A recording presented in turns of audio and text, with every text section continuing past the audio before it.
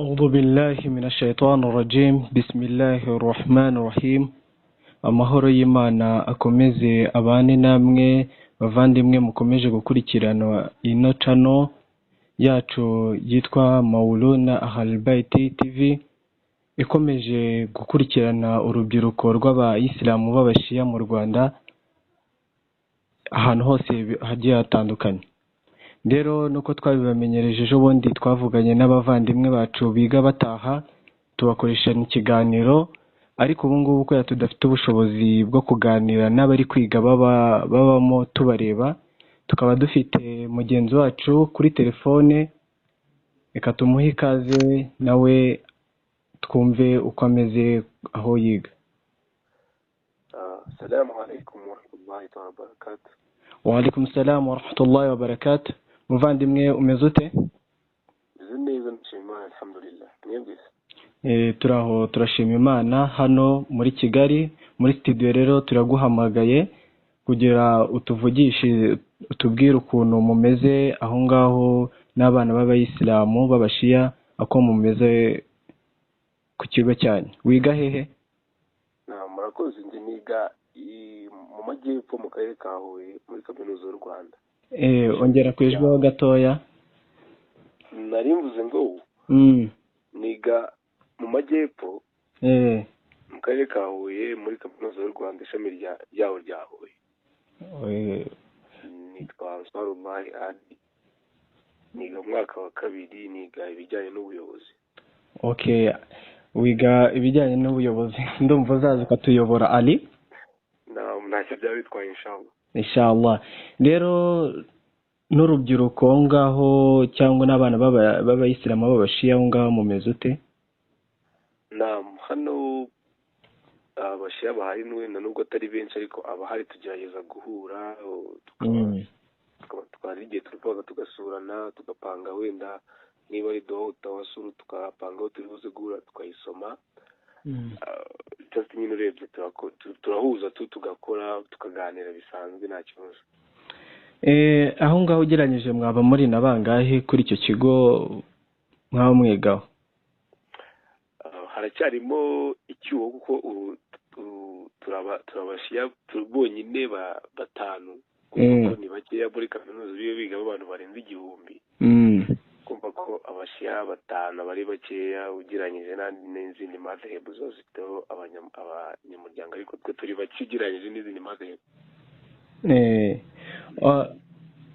Ase iyo barebye muri abo batanu, imico yanyu n'urubyiruko rw'abayisilamu b'abashiya aho ngaho ugeranyije ibimeze ute cyangwa ibitandukanye n'abandi gute?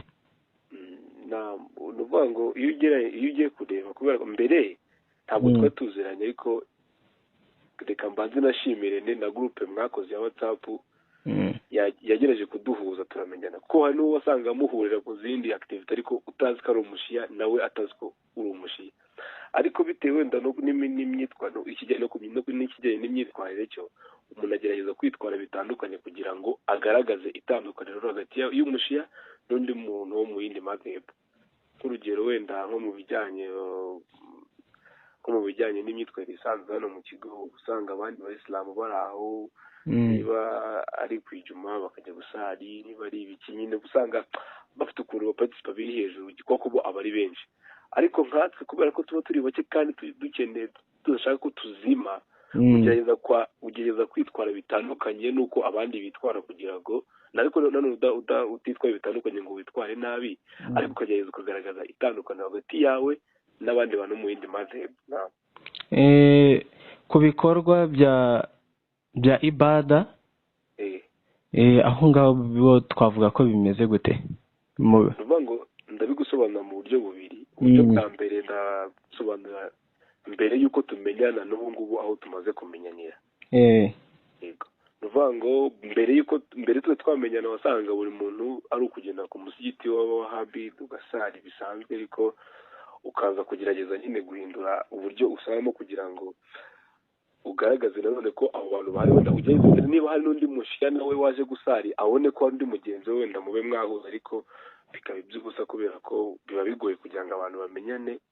Ariko nk'ubu ngubu twamenyanye turageza tukaba twahura ahantu runaka tugasara ariko nabikubwiye tugasomana ayo maduha ariko mbereho byabaga bigoranye kuko twajyaga ku musigiti bisanzwe n'abatereka njye gusara ku musigiti w'abahaba ariko urukumva nyine byabaga ari n'ibindi n'igihe bahana wasanga bishobora no kubatera n'isoni bikarangira bahinduye ko nabyo ndabikeka ko ushobora gusanga ari abashiya benshi baba barahinduye bitewe n'uko buri ugeze ahantu ukabona abantu bagusapotinga biragorana ko udashobora kwigaragaza urabizi neza ko iyo uri ahantu wenyine ari we mushiya wenyine mu zindi madhehebu birabangama bifite ukuntu nyine bikubangamiye cyane aho turabyumva ase iyo urebye namwe mukiri urubyiruko ni imbogamizi cyane muhura nayo iyo muri aho ngaho uri ku ishuri aho ngaho imbogamizi zahura nayo cyangwa muri sosiyete mwese n'abana b'abashi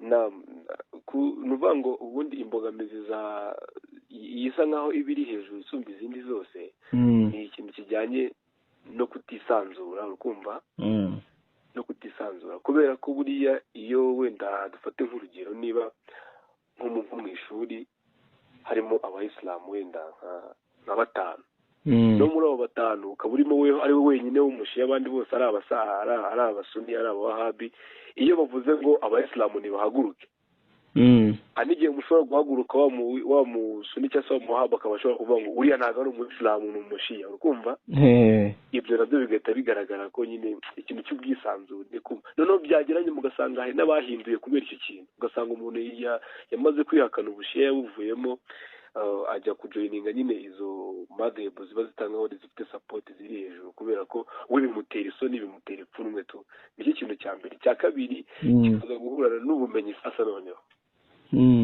ubumenyi umuntu aba afite ari igihe usanga umuntu nanone nta bumenyi ku bijyanye na madhehebu cyangwa se na ahalbayiti aba afite urumva bigasanga nanone nyine biramubangamira bikarangira yisanze yabaye umusuni bitewe n'uko nta nyigisho yabonye wenda kuko nabyo bari ntabwo nuvuga ngo ni ku ishuri gusa n'ahantu hose buriya bidafite inyigisho ku kintu utagifite ubumenyi igihe birangira ukivuyemo ukajoyininga icyo ubona gishobora kugusapotinga nyine kikanaguha n'ibyo ukeneye nibyo nibyo ngibyo ukomoje ku kintu cyitwa kuri gurupe iyo gurupe yabafashije iki n'abana b'urubyiruko cyangwa abana namwe mwiga mubaha aho ngaho niki mu byo yagiye bafashamo iyo gurupe wenda nigendeyo nkanjye ku giti cyanjye mbere nkigera aha ngaha muri kaminuza y'u Rwanda hano i Huye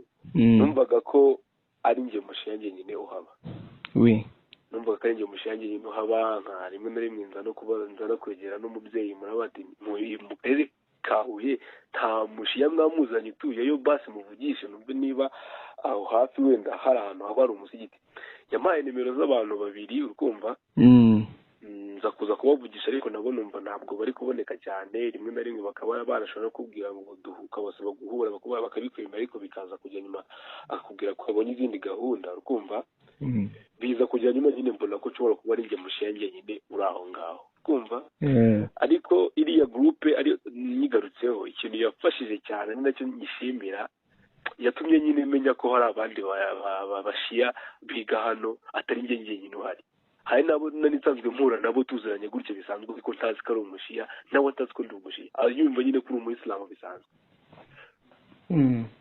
kubera ko nk'ahangaha hariho ni kominote y'abayisilamu urukumva bo basuni bayita semu urukumva ihurizaho abayisilamu bose ariko ntabwo wavuga ngo uriya ni umushiya uriya ntabwo ari umushiya kubera ko muhuriramo muri akitivite dupanga imiganda baba bafitemo amagurupe bagiye bakoramo deni ugasanga ari no mubana muri gurupe ariko utazi ko ari umushiya nyine mubona muri aho ngaho nta kintu kimwe gishobora kugaragaza ko ari umushiya bitewe na cya kintu nakubwiye cyo kutisanzura nyine ngo umuntu yumve ko ari purawudi yo kuba yakwigaragaza nk'umushiya kubera ko aba yumva wenda ari we wenyine adafite sapoti nyine tu nicyo kintu nshimira gurupe cya mbere.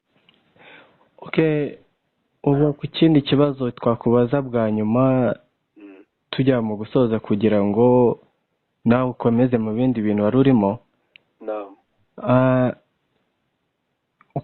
uri umuntu uba ugeze muri kaminuza wahereye pirimeri segonderi ubayo, ni n'umwana uzava ku ishuri cyangwa uri kukurikiranya akakumva, nihe nama wamugira ko yakitwara muri ibyo bigo ahantu ataba ari kumwe n'umubyeyi muri icyo kigo cy'abakaturika cyangwa cy'abisilamu, ariko atari abisilamu b'abashiya, ari icy'abisilamu cy'abavandimwe bagenzi bacu? Ese wabagira iyihe nama? Cyangwa n'abandi bari muri za kaminuza ahandi ariko batari kwiga biga babamo? Yego, ikintu nabagiraho nk'inama, urabona ko wenda ndaza kuza kubikwereka nawe uraza guhita ubibona. Ubusanzwe ubundi abashiya hano mu Rwanda sinzi, mubona nyine basa nkaho batisanzura kubera ko wenda bitewe n'imbaraga zihari, sibyo? Noneho ikintu nasaba nk'umunyeshuri wiga muri segonderi se muri kaminuza cyangwa se mu yandi mashuri makuru wiga abamo, urukumva wenda kubera ko ku muntu wiga muri kaminuza we biba bishoboka kuba yahitamo icyo yakora, kubera ko we aba ari independent ku bintu byose, aba yakora ibyo ashaka. Ariko nanone nawe ntabwo namubwira ngo kubera ko agezeyo muri iyo kaminuza yigamo agasanga nta bashiya babamo cyangwa se n'abahaba nta mbaraga bafite akabatereka imbere bivemo nibera umusuni cyangwa se umuwahabi, ntabwo namugira inama yo gukora icyo kintu, kubera ko burya nawe wenyine aba yakura ibada kandi Imana ikazumva. Wenda niba ari iyo duwa ya tawasuru kuwa kabiri akavuga ati amasomo aya n'aya ariko aya masaha mba nayasoje, aho kugira ngo njye muri ibi ngibi bidafite n'akamaro cyangwa se njye muri ibi ngibi bifite n'ubwo bifite akamaro, reka nze kuza gufata iminota 10 njya gusoma duwa tawasuru cyangwa se kuwa kane nkaba nasoma ku mayeri, ariko uri wenyine. Yego wenda hari igihe bikenera no kuba abantu bakwankuraje kugira ngo ibyo bintu bikore, ariko nawe wenyine namugira inama yo kumva ko nawe yabikora kubera ko ari we wenyine uri aho ngaho, cyangwa se akaba yanashaka n'abandi akabashishikariza kuba babashiye, ko nabyo birashoboka. Noneho umwana uri muri segonderi rero wiga wenda mu bigo by'abakatolike cyangwa se byo byandi madini ariko badafavoriza ibintu by'abayisilamu cyane, sibyo? Cyangwa se bakaba babifavoriza ariko bakaba bafavoriza kuva akaba yigana n'abandi bayisilamu bose batari abashiya bavandimwe b'abahambi cyangwa se abasuni. Ntabwo ari byiza kuvuga ngo kubera ko nijye njyenyine reka njyewe mve mu byanjye nsanga ibyabo, kubera ko burya Imana ntabwo izareba ngo wari wenyine ngo ubivamo kubera ko wari wenyine, kubera icyo utabikomeje. Ahubwo njye numva ko wenda yakoresha uko ashoboye akabashishikariza kuba babashiya, cyangwa se bitashoboka akavuga ati noneho ngiye turahurira muri activity wenda nk'imiganda dupanga, izindi activity nyine zisanzwe, ariko nitugera ku kintu cya ibada kuri zanjye nabo bakora izabo. nta muntu numva ari icyo ngicyo wenda nabagiraho nk'inama. Muri makeya tujya mu gusoza, ari uri umuntu mukuru umaze kubona aho ibiri ikintu cyose uri kwerekeza aho gituruka n'imbaraga uzi ugupushinga uba umuzi, ni bande muri bakeya muri magambo make ushimira mu gihe tugiye dusoza? Ikintu cya mbere ndaza gushimira wenda mu buryo cyangwa se mu byiciro nka 2 cyangwa se 3 bitewe. Ikintu cya mbere ndaza gushimira abantu batekereje gukora groupe ya WhatsApp duhuriramo nk'abashiya b'urubyiruko muri rusange, ko byatumye tumenyana, bituma tumenya ko burya nubwo mbere yaho wumvaga ko ibintu by'abashiya byaguye hasi bitagifite imbaraga, ariko groupe nk'iriya nyine hari ukuntu yita yongera igasa nk'ikubyukije, nawe ugasa nkaho ukangutse, ikaba yakwakoje gukomeza kubikunda, sibyo? Ndashimira abantu batekereje gukora iriya groupe, ndetse ikindi kintu ndaza gushima n'ubuyobozi bwa MITE, kubera ko ndakeka nubwo wenda tuba dukora gutya ariko nabo badutekerezaho cyane, badutekerezaho bareba ibintu dukora, wenda nubwo wenda bidashobotse kuba kubishoboza, ariko nabwo ndabizi ko badutekerezaho, banatwifuriza n'ibintu byiza. Ubuyobozi bwa MITE ndabashimira cyane, ngashimira abantu batekereje gukora iriya groupe, ndakeka ari abo ngabo. Naragushimira kugira ngo ureke inama nabagira n'umuntu uri hanze yanyu uri kureba, ndahera ku bantu bari muri kaminuza. Muhura n'ibigeragezo byinshi mu kubazwa ibibazo bitandukanye mutabifitiyeho ubushobozi birenzeho cyane, sibyo? Ariko hari uburyo waba uri kumva nawe uri kumva cyangwa ugenda ukagira abandi, nuko hari ahantu aricana yitwa Ubwato TV. Hari ushatse wagenda ukareba ibibazo byabajijwe nawe usubiza ibyo bijyanye n'ibyo abashehe bababajije, cyangwa ukandika ukaba wanakuraho n'ubundi bumenyi. Hakaba ari n'indi yitwa rwandashare.com, naho ushobora gukuraho ubumenyi ku buryo waba wakidefanda mu kugira ute mu gusubiza mugenzi wawe, kandi mugakomeza kuba bamwe, mugakomeza ab'Imana. Baravuga ati ab'Imana ikunda kubagerageza. Ibyiza biri imbere, kandi nimucaho hano nta kabuza ko ijuru Allah aribateganyirije kuri ba bandi batacitse intege. Rero ni ugufatanya ba bandi bacitse intege mu kintu bamenye, namwe mukabitaho. Reka tukureke rero ugende. Icyo nangiza nkubwira ni uko ni groupe yacu mu gihe igenda ikomeza itera imbere y'urubyiruko, muzaza mugenda mubonaho ubumenyi mwatuma namwe mwungukaho. Rero tubaye tubashimiye. Murakoze cyane, nawe ndabashimira cyane. Twari turi kumwe n'umuvandimwe rero witwa Ali, mu gihe atubwiye uko urubyiruko rugiye rumeze, abiga babayo. Turamushimiye cyane. Rero icyo twavuga ni uko ikindi gihe abandi namwe tuzabageraho, abari mu kwiga babayo, abari muri kaminuza, kandi mwumve ko ubuyobozi bw'iyi groupe Mauluna Ahl Bait buriho kubera mwebwe, kandi nabwo buri kubaho kubera ubuyobozi bw'abisilamu b'abashiya mu Rwanda, ari bwo bita Amite. Assalamu alaikum wa rahmatullahi wa barakatuh.